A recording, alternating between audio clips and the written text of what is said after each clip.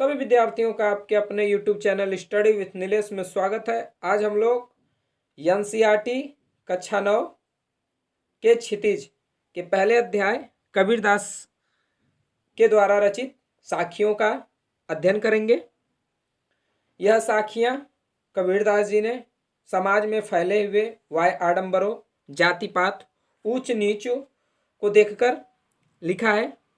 पहले साखियों के शब्दार्थ को समझेंगे, फिर प्रसंग और अर्थ के बारे में देखेंगे। मान सरोवर सुभर जल, हंसा केली कराही, मुक्ता फल मुक्ता चुगे, अब उड़ी अनंत न जाई। मान सरोवर झील, सुभर अच्छी तरह से भरा हुआ, हंसा हंस, केली खेलना क्रीड़ा करना, कराही कर रहे हैं। मुक्ता फल मोती रूपी फल, चूंगे चूंगना खाना, उड़ी उड़ना, अनंत जिसके पार न जा सके। कबीरदास जी पहले दोहे में, पहले साखी में इन्होंने एक हंस का उदाहरण देते हुए संपूर्ण मानव जाति को सावधान किया है। उन्हें बताया है कि मान सरोवर सुभर जल, हंसा केली कराही। मान सरोवर के स्वच्छ जल में हंस क्रीड़ा कर रहे हैं। मुक्ता फल मुक्ता चुगे, अब औड़ी अनंत न जाई। वह मोतियों के फल को चूग रहे हैं, खा रहे हैं, और इस दौरान उन्हें इतनी आनंद की अनुभूति हो रही है, उन्हें इतना आनंद प्राप्त हो रहा है कि वह पुनः अनंत आकाश में उड़ना नहीं चाहते। अर्थात कबीरदास जी कहना ये चाहते हैं कि जो व्यक्ति अपने आप को प्रभु की भक्ति में लीन कर देता है, वह व्यक्ति प्रभु की भक्ति में उसे इतना अत्यंत आनंद की प्राप्ति होती है कि वह इस सांसारिक मोह माया को पूर्णतः छोड़ देता है। ठीक उसी प्रकार से जैसे हंस जब मान सरोवर झील में मोतियों को खाता है तो उसे इतनी आनंद की अनुभूति होती है कि वह आकाश में उड़ना नहीं चाहता है। दूसरी साखी, प्रेमी ढूंढत मैं फिरो, प्रेमी मिले न कोई, प्रेमी को प्रेमी मिले, सब विष अमृत होई। प्रेमी सज्जन साधु, ढूंढत ढूंढना, फिरो फिरना। प्रेमी सज्जन या साधु, विष जहर। आइए और देखेंगे हम लोग। कबीरदास जी कह रहे हैं इस साखी में कि एक सज्जन व्यक्ति को, एक साधु व्यक्ति को कोई दूसरा साधु मिलना बहुत ही असंभव होता है। अर्थात एक सज्जन व्यक्ति को कोई दूसरा सज्जन नहीं मिलते हैं, लेकिन जब वह मिलते हैं तो उनके बीच के जाति पात धर्म ऊंच नीच की जो दीवार है वह अपने आप ही टूट जाती है। आइए और देखेंगे हम लोग। प्रेमी ढूंढत मैं फिरूं, कबीरदास जी कह रहे हैं कि एक सच्चा भक्त एक सच्चे भक्त की तलाश में इधर उधर ढूंढता घूमता फिरता है। प्रेमी मिले न कोई, लेकिन उसे कोई सच्चा भक्त नहीं मिलता है। प्रेमी को प्रेमी मिले, जब एक सच्चे भक्त को एक सच्चा भक्त मिल जाता है, सब विष अमृत होए, तब उन दोनों के बीच की जो जाति पात धर्म की दीवार है वह अपने आप ही टूट जाती है। दोनों मिलकर प्रभु की भक्ति में लीन हो जाते हैं। तीसरी साखी है, हस्ती चढ़िए ज्ञान को, सहज दुलीचा डारी, स्वान रूप संसार है, भूखन दे झक मारी। हस्ती हाथी, सहज सहजता से, दुलीचा किनारे, डारी डारकर, स्वान कुत्ता, भूखन भौंकते हैं, झक मारी मतलब व्यर्थ में। कबीरदास जी पहले एक हाथी का उदाहरण दे रहे हैं कि जिस प्रकार से एक हाथी मदमस्त होकर अपने रास्ते चली जाती है और इस संसार के जितने भी कुत्ते हैं उसे भौंकते हैं, लेकिन उस हाथी के ऊपर उन कुत्तों के भौंकने का कोई असर नहीं पड़ता है।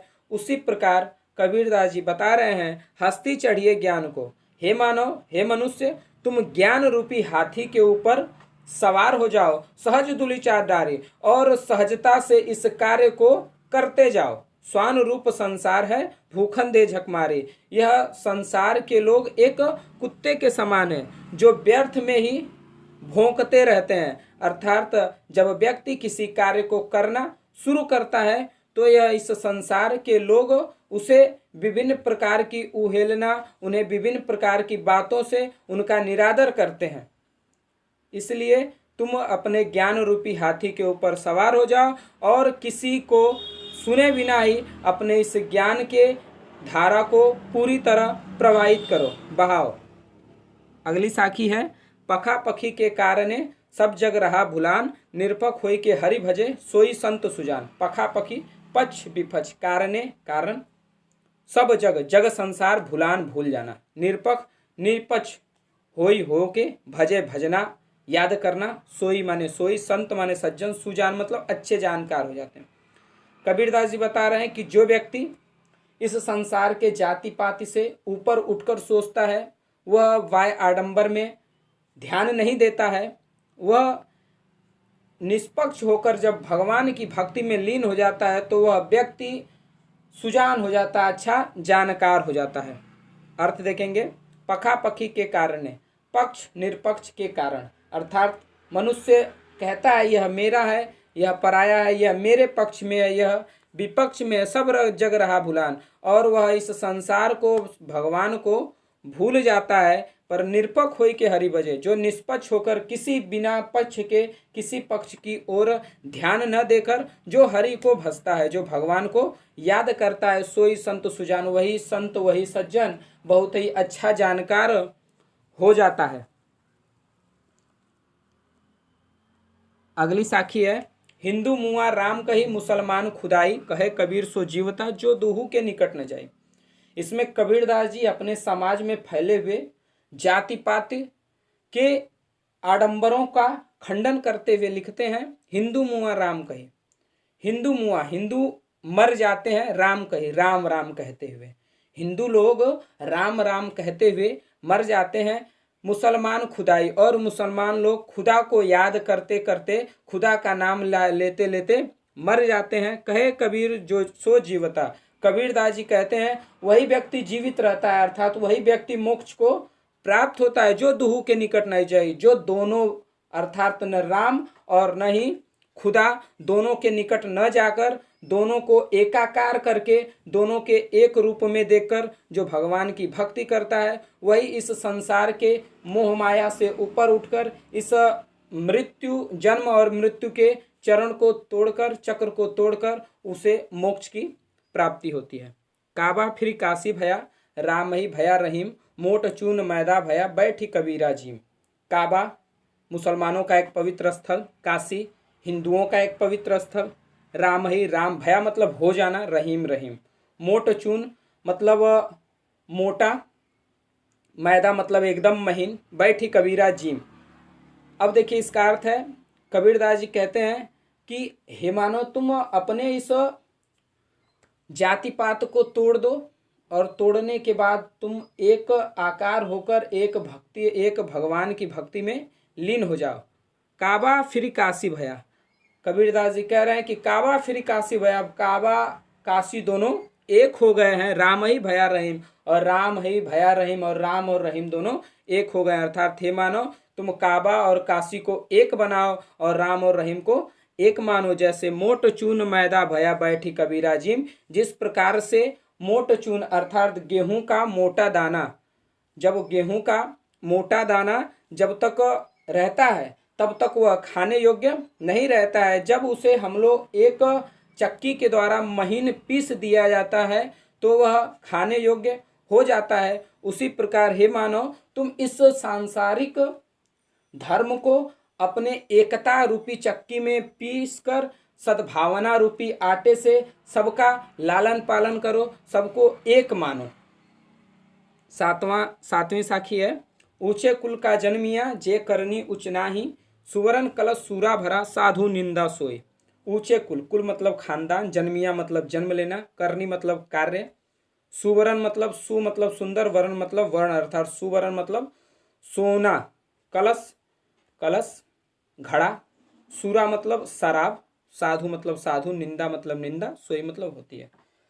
कह रहा है कि जैसे कबीरदास के समय में उस समय लोग जन्म यदि कोई व्यक्ति ऊंचे कुल में ले लेता था तो उसे हम लोग ऊंचा मानते थे। उसका खंडन करते हुए कबीरदास जी लिखते हैं कि ऊंचे कुल का जन्मिया, यदि कोई व्यक्ति बहुत ही ऊंचे खानदान में जन्म लेता है, जे करनी उसना, यदि उसके करनी वो अच्छी नहीं है। कबीरदास बता रहे हैं कि जो व्यक्ति ऊंचे कुल में जन्म लेता है लेकिन यदि उसकी करनी अच्छी नहीं है तो वह सम्मान का पात्र नहीं है। ठीक उसी प्रकार जैसे सुवर्ण कलश सूरा भरा, यदि सोने के घड़े में यदि शराब को भर दिया जाए, साधु निंदा सोए, तो साधु उसके पास, सज्जन व्यक्ति उसके पास नहीं जाएगा। उस सोने का महत्व जो है वह कम हो जाएगा उस सज्जन व्यक्ति के लिए। इसीलिए व्यक्ति के कुल से व्यक्ति महान नहीं होता है, उसके कर्म से व्यक्ति जाना जाता है। धन्यवाद।